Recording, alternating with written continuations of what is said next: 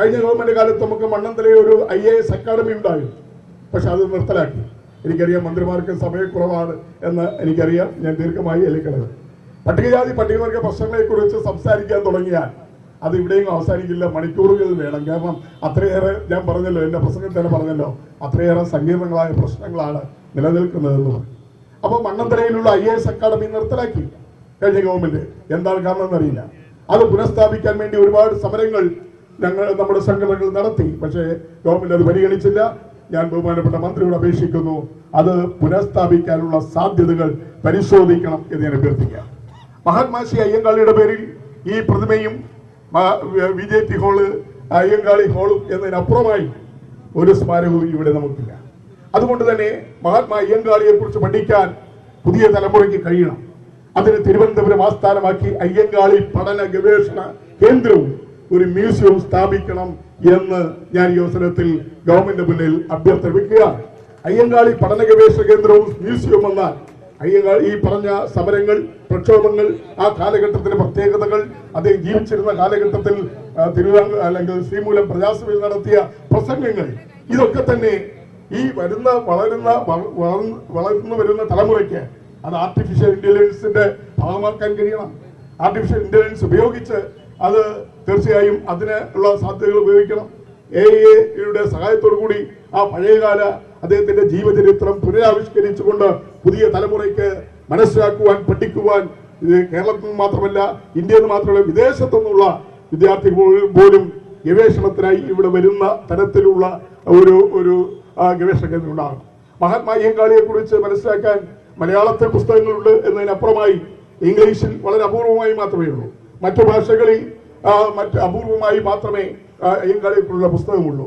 അതുകൊണ്ട് എനിക്ക് പട്ടികജാതി പട്ടികവർഗ ക്ഷേമ വകുപ്പുണ്ട്, അതുപോലെ നമ്മുടെ സാംസ്കാരിക വകുപ്പ് മന്ത്രിയുണ്ട്. അവരോട് അഭ്യർത്ഥിക്കുവാനുള്ളത് മഹാത്മാ അയ്യങ്കാളിയുടെ ജീവചരിത്രം ഇന്ത്യയിലെ എല്ലാ ഭാഷകളിലേക്കും വിവർത്തനം ചെയ്യപ്പെടണം എന്നാണ് എനിക്ക് അഭ്യർത്ഥിക്കാനുള്ളത്. അതിനുവേണ്ടിയുള്ള നടപടികൾ ഉണ്ടാകണം എന്ന് ഞാൻ ഈ ഗവൺമെന്റിനോട് അഭ്യർത്ഥിക്കുകയാണ്. അതോടൊപ്പം തന്നെ നമ്മുടെ സ്പെഷ്യൽ റിക്രൂട്ട്മെന്റ് ബഹുമാനപ്പെട്ട ശ്രീ PC വിശ്വനാഥൻ ചൂണ്ടിക്കാട്ടി. തീർച്ചയായും കരുണാകരൻ മുഖ്യമന്ത്രി ആയിരിക്കുമ്പോഴാണ് സ്പെഷ്യൽ റിക്രൂട്ട്മെന്റ് ഉണ്ടായത്. അന്ന് ആ സ്പെഷ്യൽ റിക്രൂട്ട്മെന്റിന് പ്രകാരം കേരളത്തിലെ ഏതാണ്ട് 10-15ഓളം കേന്ദ്ര ഗവൺമെന്റ്, സംസ്ഥാന ഗവൺമെന്റ് വകുപ്പ് അധ്യക്ഷന്മാരാണ് പട്ടികജാതി വിഭാഗത്തിൽപ്പെട്ടവരുണ്ടായി. ആരോഗ്യവകുപ്പ് ഡയറക്ടർ, കൃഷി വകുപ്പ് ഡയറക്ടർ, പൊതുവിദ്യാഭ്യാസ വകുപ്പ് ഡയറക്ടർ എന്ന് വേണ്ട, പോലീസിൽ IG-മാർ, DIG-മാർ, അങ്ങനെ പെട്ടെന്ന് പ്രൊമോഷനിലൂടെ സ്പെഷ്യൽ റിക്രൂട്ട്മെന്റിലൂടെ വന്നു. ഒരു കാലഘട്ടം ശ്രീ കരുണാകരൻ സ്പെഷ്യൽ റിക്രൂട്ട്മെന്റ് നടത്തിയതിനു ശേഷം ആ ഒരു കാലഘട്ടത്തിൽ കേരളത്തിലെ മിക്കവാറും എല്ലാ സർക്കാരിന്റെ മിക്കവാറും എല്ലാ ഡിപ്പാർട്ട്മെന്റുകളുടെയും തലപ്പത്ത് ഭരണം നടത്തിയത് പട്ടികജാതിയിൽപ്പെട്ട ഉദ്യോഗസ്ഥന്മാരാണ്. ഒരു അഴിമതിയും ഉണ്ടായിരുന്നില്ല. ഒരു ഉദ്യോഗസ്ഥന്മാർക്കും എതിരായി ഒരു അന്വേഷണം ഉണ്ടായില്ല. അവർ സത്യസന്ധമായി സുതാര്യമായി ആ ഡിപ്പാർട്ട്മെന്റുകൾ നോക്കി എന്നുള്ളതാണ്. അതാണ് ഞാൻ പറഞ്ഞത്, ഇനിയും ഒരു സ്പെഷ്യൽ റിക്രൂട്ട്മെന്റ് ഉണ്ടാകണം. ഐക്യജനാധിപത്യ മുന്നണിയുടെ പ്രകടന പത്രികയിൽ സ്പെഷ്യൽ റിക്രൂട്ട്മെന്റ് കാര്യം പറഞ്ഞിട്ടുണ്ട്. അത് നടപ്പാക്കുവാൻ എത്രയും പെട്ടെന്ന് തീരുമാനമെടുക്കണം എന്നുള്ളതാണ്. അതുപോലെ സ്വകാര്യ മേഖലയിൽ ഞാൻ അവസാനിപ്പിക്കുകയാണ്. സ്വകാര്യ മേഖലയിൽ സംവരണം എന്നുള്ളത് ദീർഘകാലമായുള്ള ഈ ജനവിഭാഗത്തിന്റെ ആവശ്യമാണ്. ഇന്ന് പൊതുമേഖലയിൽ നമുക്കറിയാം ഉദ്യോഗങ്ങളുടെ കുറവ്, അതുപോലെ പിൻവാതിലുകളിലുള്ള നിയമനം, ഇവിടെയൊന്നും സംവരണം പാലിക്കപ്പെടുന്നില്ല. കരാറടിസ്ഥാനത്തിൽ ആളുകൾ നിയമിക്കുമ്പോൾ, അതോടൊപ്പം തന്നെ മറ്റ് ഡെയിലി വേസ് ആളുകൾ നിയമിക്കുമ്പോൾ ഈ വിഭാഗത്തിൽപ്പെട്ടവരെ അതിൽ പരിഗണിക്കുന്നില്ല. അതുകൊണ്ട് തന്നെ സ്വകാര്യ മേഖലയിൽ ഒരു നിയമനവും സർക്കാരിന്റെ ഗ്രാൻഡ്, സർക്കാരിന്റെ വൈദ്യുതി സൗജന്യം, വെള്ള സൗജന്യം, ഇതെല്ലാം ഉപയോഗിച്ചുകൊണ്ട് ഇവിടെ സ്വകാര്യ മേഖല വളർന്നു വരുമ്പോൾ ആ സ്വകാര്യ മേഖലയിൽ എത്തി നോക്കാൻ നമ്മുടെ വിഭാഗത്തിന് കഴിയുന്നില്ല. അതുകൊണ്ട് ഈ ഗവൺമെന്റ് ആലോചിക്കണം, കേരളത്തിലെ പ്രധാനപ്പെട്ട സ്വകാര്യ മേഖലാ സ്ഥാപനങ്ങളിൽ അവിടുത്തെ നിയമനങ്ങളിൽ പട്ടികജാതിക്കാർക്ക്, അർഹതയുള്ളവർക്ക്, യോഗ്യതയുള്ളവർക്ക് അത് നൽകുവാനുള്ള തീരുമാനം ഈ ഗവൺമെന്റ് ഭാഗത്ത് ഉണ്ടാകണം എന്ന് ഞാൻ അഭ്യർത്ഥിക്കുകയാണ്. ഞാൻ അവസാനിപ്പിക്കുന്നു. ഒരുപാട് കാര്യങ്ങൾ ഈ ഗവൺമെന്റിനോട് പറയാനുണ്ട്. ബഹുമാനപ്പെട്ട മുഖ്യമന്ത്രിയോടും പട്ടികജാതി വികസന വകുപ്പ് മന്ത്രിയോട് പറയാനുണ്ട്. എനിക്ക് ബഹുമാനപ്പെട്ട മന്ത്രിയോട് അഭ്യർത്ഥിക്കാനുള്ളത്, ഞങ്ങൾ 16 MLA-മാരും 2 MP-മാരും പട്ടികജാതി വിഭാഗത്തിൽ നിന്ന് കേരളത്തിലുണ്ട്. പട്ടികവർഗത്തിൽ ഞങ്ങളുടെ ഒരു മീറ്റിംഗ് വിളിച്ച് ഈ കേരളത്തിലെ പട്ടികവർഗ പ്രശ്നങ്ങളെ കുറിച്ച് ചർച്ച ചെയ്യണം. അതുപോലെ വിവിധ പട്ടികജാതി സംഘടനകളുണ്ട്. അത് കുറച്ച് പ്രയാസമാണ്, കാരണം സംഘടനകൾ ഒരുപാടുണ്ട്.